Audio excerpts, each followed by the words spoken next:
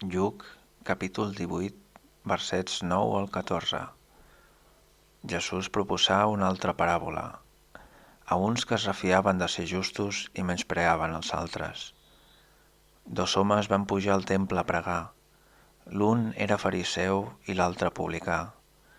El fariseu, dret, pregava així en el seu interior: Déu meu, et dono gràcies perquè no sóc com els altres homes, lladres, injustos, adúlters, ni sóc tampoc com aquest publicà.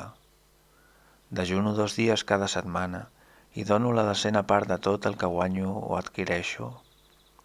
Però el publicà, de lluny estant, no gosava ni aixecar els ulls al cel, sinó que es donava cops al pit tot dient: Déu meu, sigues-me propici, que sóc un pecador.